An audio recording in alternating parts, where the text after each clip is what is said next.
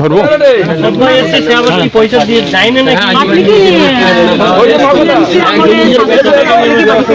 হ্যাঁ বাড়ি পেয়েছি।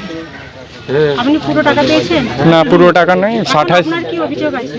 আমি 60,000 টাকা পেয়েছিলাম, আমার থেকে 15,000 টাকা দাবি করেছিল। আমি শেষ পর্যন্ত ওদের বলেছিলাম যে নেক্সট টাইম যে এটা বাকি আছে ওটা, হ্যাঁ কিস্তিটা বাকি আছে, ওটা যখন আসবে তখন আমি ওটা ম্যানেজ করি। এখন আমি 10,000-এর বেশি দিতে পারবো না। তো অনেক 10,000-এর বেশি যে টাকাটা চাইছে, 10,000 টাকাটা চাইছে, আপনি কেন চাইছেন? ওটা ওদের পার্টিগত, ওদের দিতে হবে। ওদের মানে যারা পার্টি পদে আছে তাদের নাকি নিয়ম আছে, ওটা ওদের দিতেই হবে। আপনি জিজ্ঞাসা করেননি যে কেন দেবো? হ্যাঁ আমাদের সেরকম পরিস্থিতিতে আমরা হ্যাঁ আবাস যোজনার বাড়ি, কিন্তু আমাদের সেই সময় ওরকম সুযোগ ছিল না যে আমরা ওভাবে ওদের সাথে কথাবার্তা বলবো। ওরা যেটা বলতো সেটাই আমাদের শুনতে হতো। কত টাকা চেয়েছে? চেয়েছিল 15,000 টাকা। কত টাকা দিয়েছেন? 10,000 টাকা দিয়েছে। যিনি চেয়েছিলেন ওনার নাম? ওনার নাম শান্তু আজিবার, এরা দুজনেই ছিল। ওনারা কোন পদে আছে?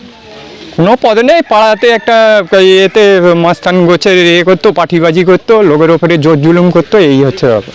এখন বর্তমান এই যুগে যে এখন নতুন সরকার এসেছে, শাসক দল গেছে, আপনার ঠিক কি মনে হচ্ছে, কতটা ঠিক ভালো লাগছে, আশ্বাস ফেলছে? আমার অনেকটাই ভালো লাগছে। মানে আমার নিজের যে স্বাধীনতাটা সেটা আমি আর সবাই ফিরে পেয়েছি, আমাদের যেটা আগে ছিল না। ওরা এরকমভাবেই আমাদের ঘরে রেখেছিল, সেটা আমাদের স্বাধীনতা বলে কিছু ছিল না এখানে। তাহলে শাসক দল মানে পতন নিয়েছে, আপনি খুশি? অবশ্যই 100% খুশি, ও 100% খুশি। আপনার নাম? ফিরোজ রহমান মোল্লা। আপনার গ্রামের নাম? চাডরা পশ্চিমপাড়া।